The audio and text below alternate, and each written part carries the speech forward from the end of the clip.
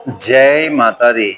सभी लोगों को करवा चौथ व्रत की बहुत बहुत शुभकामनाएं। यह व्रत कार्तिक मास के कृष्ण पक्ष के चतुर्थी तिथि पर रखा जाता है। यह सुहागन स्त्रियां अपने पति के दीर्घायु के लिए इस व्रत को रखती हैं और इसमें पूरे दिन निराहार और निर्जला व्रत की तरह इसमें रहा जाता है, यानी कि न जल लेना होता है न भोजन। जब शाम को चंद्रमा उदित होता है उस समय चंद्रमा को अर्घ्य देने के बाद अपने पति की आरती पूजा इत्यादि करने के बाद फिर आप लोग भोजन जल ग्रहण कर सकते हैं, ऐसा इसका नियम है। तो आप लोग भी जो सुहागिन स्त्रियां हैं वह अपने पति की दीर्घायु के लिए इस व्रत को करें। इसका बहुत ही महत्व बताया गया है। इस व्रत की जो कथा है मैं इस पुस्तक के माध्यम से आप लोगों को सुनाना चाहता हूं, तो आप श्रवण करें।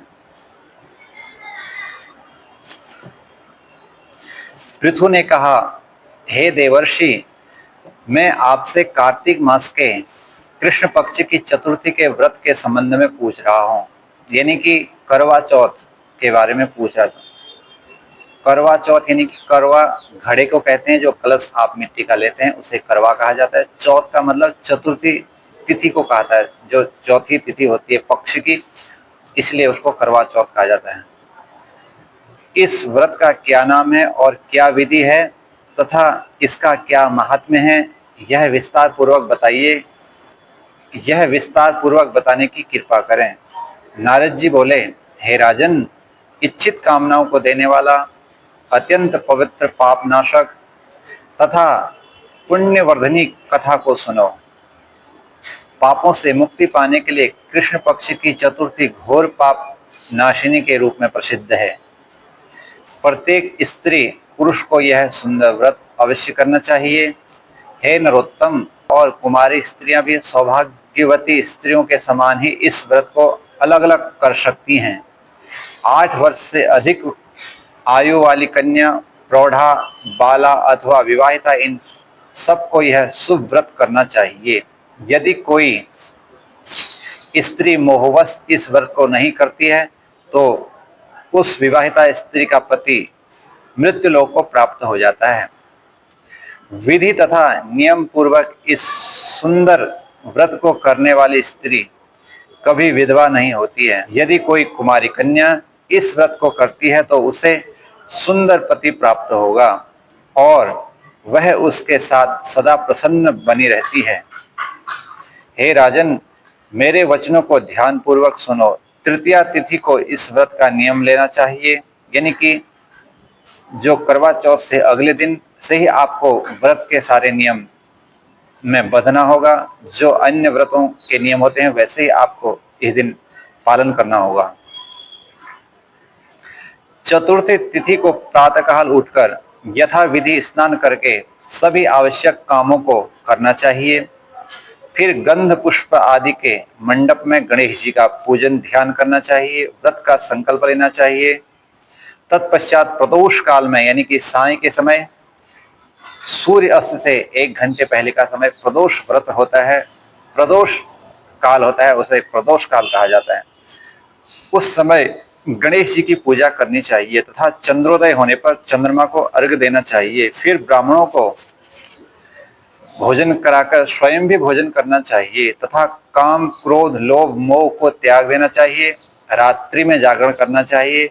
पूजा करने से गणेश जी प्रसन्न हो, इस मंत्र का उच्च स्वर से उच्चारण करके गणेश जी की परिक्रमा करें।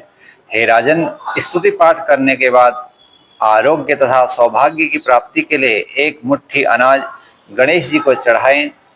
फिर सौभाग्य और पुत्र वृद्धि के लिए गणेश जी की प्रदक्षिणा करने के बाद अन्य सब वस्तुओं को अपने कुल की किसी वृद्धा को समर्पित कर दें। नवविवाहिताओं के व्रत तथा दान की विशेषता के विषय में सुनो। 10 अष्ट का आदि दक्षिणा युक्त जो भी संकल्प हो उसे दान करें। यह कृत्य पुरुषों के लिए है। अब स्त्रियों के लिए आवश्यक कृत्य के विषय में सुनो। हे राजन, स्त्रियों को चाहिए कि वे तृतीया तिथि को सिर सहित स्नान करें। यह जो अब विधि बता रहे हैं यह स्त्रियों के लिए है। उनको करवा चौथ का जो व्रत है गणेश जी का, उस पे क्या क्या करना चाहिए, अगले दिन से ही उस व्रत के नियम के बारे में इसमें बताया जा रहा है। तृतीया यानी करवा चौथ से पहले सिर सहित स्नान करें, रात्रि के समय भोजन करने के बाद दातुन करें, फिर सुख पूर्वक सोकर चतुर्थी को सूर्योदय के समय यानी प्रातःकाल के समय विधि पूर्वक नदी तीर्थ आदि आप जहां भी हैं वहां स्नान करें। हे राजन, वहां सभी अन्य कृत्यों को संपादित करें। सुंदर आभूषण और वस्त्रों को धारण कर संध्या के समय बड़े उत्सव का आयोजन करें। हे राजन, अब मैं और चतुर्थी को प्रयत्न पूर्वक किए जाने वाले महोत्सव के आयोजन के विषय में बताता हूँ। स्वर्ण आदि के पात्र में जिसके पास स्वर्ण यानी सोना नहीं है, अपनी शक्ति सामर्थ्य के अनुसार जो भी वस्त्र आपके पास उपलब्ध हो, उन्हीं में जो विधियां बताई जा रही हैं वह करें। स्वर्ण आदि के पात्र में 10 अष्ट का रखकर घृत का दीपक प्रज्वलित करें। स्वर्ण आदि के कलश में जल भरकर उसे पात्र के मध्य में रख दें। फिर सभी स्त्रियां पात्र के मध्य में कलश को रखकर अपने अपने पात्र को हाथ में उठाकर एक दूसरे को दें और लें। अपने पात्र में रखे हुए कलश को दूसरे के हाथ में देना चाहिए तथा उसे 10 बार चूम कर बारंबार मंत्र का उच्चारण करना चाहिए। पात्र को एक दूसरे को देते समय स्त्रियों को यह मंत्र बोलना चाहिए, अतः मंत्र, हे सौभाग्यवती, कार्तिक मास की चतुर्थी को यह पात्र ग्रहण करो। यह पति की आयु तथा सौभाग्य को बढ़ाने वाला है। इस समस्त कामनाओं को देने वाले शुभ पात्र को काम संकल्प की सिद्धि हेतु ग्रहण करो। हे सुंदरी, इस नेत्र ज्योति वर्धक दीपक को भी ग्रहण करो। हे राजन, इस प्रकार के मंत्रों को 9 बार उच्चारण करके स्त्रियां अपने पात्रों में चलाएं। 10वीं बार चलाते समय इस मंत्र का उच्चारण करें। अथ मंत्र, हे देवी, सर्व सौभाग्यदायक कलश को ग्रहण करो ताकि मुझ पर और तुम पर गणेश जी सदैव प्रसन्न बने रहें। इस प्रकार दक्षिणा सहित 21वीं बार करें। पूर्वानुसार सभी स्त्रियां अपने अपने कलशों को तथा पात्रों को भ्रमण कराएं। हे राजन, भ्रमण के बाद प्रचुर दक्षिणा के साथ उन पात्रों को गुरु ब्राह्मण अथवा वृद्ध जनों को दे दें। तदुपरांत ब्राह्मण के द्वारा सभी स्त्रियां कथा श्रवण करें। पुरुष भी प्रदोष काल में कथा सुने तथा स्त्रियां चंद्रोदय के समय चंद्रमा को अर्घ्य दें। अर्घ्य तथा दान देने के बाद भोजन करें। हे राजन, इस विधि से जो स्त्री प्रतिवर्ष व्रत रखती है उनका सौभाग्य स्थिर बना रहता है, और जो स्त्रियां मोह अथवा अहंकार में भरकर इस व्रत को नहीं करती हैं उनका चिरजीव पति भी शीघ्र नष्ट हो जाता है। अतः स्त्रियों को यह व्रत नहीं त्यागना चाहिए। इसके न करने से दुख और करने से सुख मिलता है। यानी कि इस व्रत को करने से सुख के आनंद की प्राप्ति होती है और न करने पर ऐसा कोई विधान नहीं है, दुख प्राप्त होगा। हाँ, आप अच्छी चीजें करेंगे तो आपको आनंद की अनुभूति होने लगेगी। पृथु महाराज ने कहा, जब सभी मासों में गणेश जी का व्रत एक जैसा ही महत्व रखता है तब कार्तिक मास में स्त्रियों के लिए महत्वपूर्ण क्यों है? पूर्व काल में मृत्यु लोक में इस व्रत को किसने प्रकाशित किया, यह भी बताइए, मैं श्रद्धा पूर्वक सुनना चाहता हूँ। नारद जी बोले, प्राचीन काल में भद्रावती नामक नगरी में सुधर्मा नामक एक राजा राज्य करता था। उसके 4 बड़े पुत्र थे। प्रसिद्ध तथा महाबलशाली थे, जिनके नाम देवहोम, सुशर्मा, जय शर्मा तथा सुशोभन थे। उस राजा को देवांगना के समान सबको परम प्रिय वीरवती नामक एक कन्या भी प्राप्त हुई। राजा ने उसका विवाह देवव्रत के साथ कर दिया। वे दोनों दंपति पारंपरिक गुणों से आनंद पूर्वक रहते थे। एक बार राजा के घर में बैठे हुए देवव्रत को अचानक ही नागराज ने डस लिया। यह देखकर वीरवती अत्यंत दुखी होकर विलाप करने लगी। उसके रुदन को सुनकर सभी भाई समीप आ पहुंचे। पिता, माता और भाभियों सहित नगर के सभी लोग राजकुमारी के दुख से बहुत दुखी हुए। इसी बीच ऋषि पुलस्त्य जी वहां आ गए। वे उनके दुख को हरने वाले तथा आनंद की वृद्धि करने वाले थे। उन्हें देखकर प्रार्थना कर कहा, हे प्रभु, हे महात्मन, मेरी कन्या किस पाप के कारण विधवा हुई है? हे मुनि शार्दुल, इसका दुख किस प्रकार दूर हो, वह मुझसे कहिए। पुलस्त्य जी बोले, हे राजन, तुम्हारी विवाहिता पुत्री ने कार्तिक मास में जो सौभाग्य और सुख को देने वाला गणेश चतुर्थी का उत्तम व्रत है, वह नहीं किया है। उसी के पाप के प्रभाव से यह विधवा हुई है। हे राजन, यह व्रत स्त्रियों के लिए आवश्यक है। इसके विषय में सुनो। एक समय समस्त देवता और ऋषि ब्रह्मा, विष्णु और शिव सहित एक स्थान पर एकत्रित हुए। वे सब दैत्यों का नाश करने के लिए यह विचार करने लगे कि दैत्यों के विनाश के बाद हमें सुख किस प्रकार से मिलेगा। तब ब्रह्मा ने कहा, तुम लोग मेरे मत को सुनो, यानी मेरे विचार को सुनो।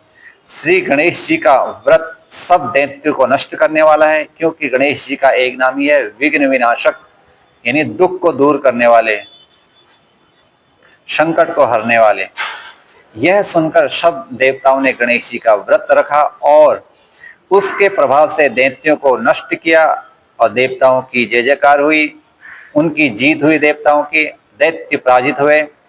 फिर सब देवताओं तथा ब्रह्मा, विष्णु आदि ने भी गणेश जी से कहा कि तुम हमसे कोई वरदान मांगो।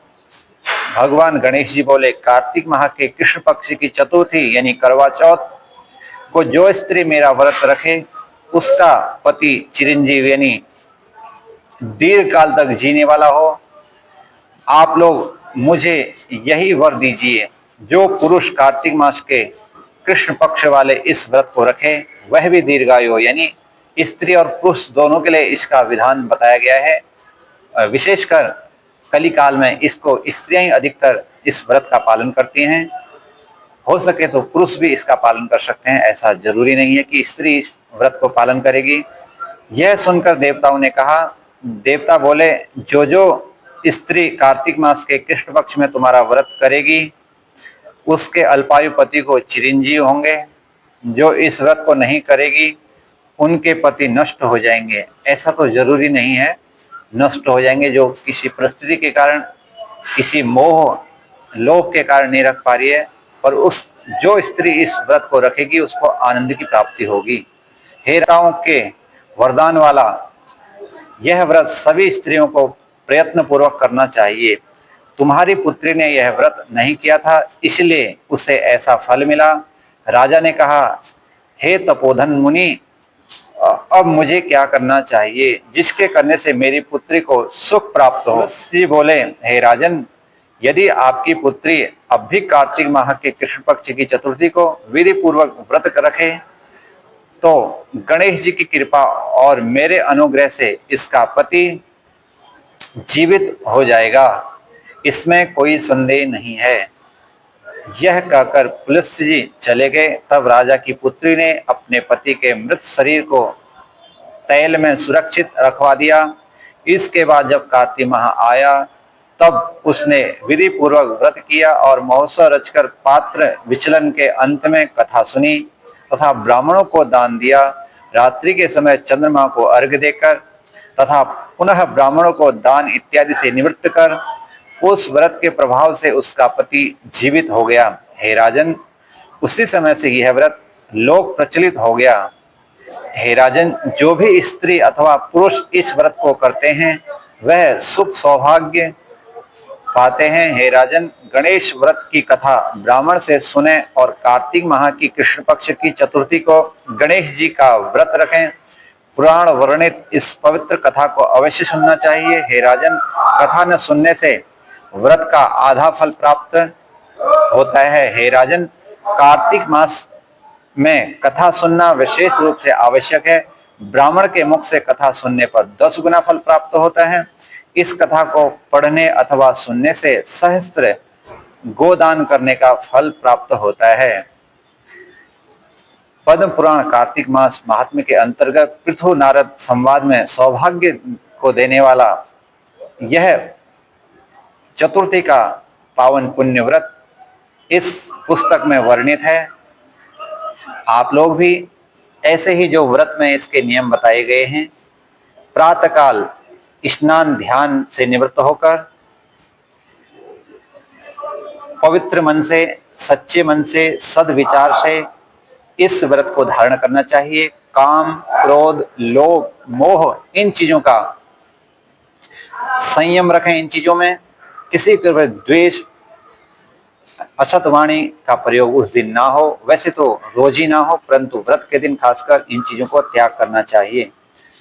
पूरे दिन निर्जल आहार रहकर शाम के समय जब चंद्रोदय होता है उस समय चंद्रमा को ध्यान अर्घ्य देकर उन्हें प्रणाम कर छलने से अपने पति के दर्शन करना चाहिए। तत्पश्चात आप जल इत्यादि ग्रहण करें, फिर ब्राह्मणों का पूजन करें, अपनी शक्ति के अनुसार पंडितों को दान करें, फिर आप भोजन करें। रात्रि के समय अगर हो सके तो रात्रि आप भजन इत्यादि के माध्यम से रात्रि का जागरण कर सकते हैं। जो भी आपकी स्थिति जैसी है उस प्रकार करें, तो आपको जिस कामना के साथ, जिस भावना के साथ व्रत करेंगे आपको उसका कुछ फल मिल सकता है, ऐसी आशा है।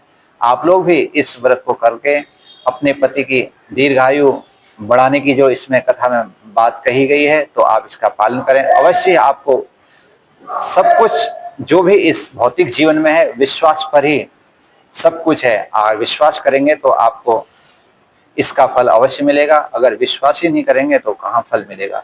इसलिए इसका व्रत प्रतिवर्ष करना चाहिए, तो आपको गणेश जी की ऐसी कृपा आप पर बनेगी। आपकी सभी मनोकामनाओं को गणेश जी पूर्ण करेंगे।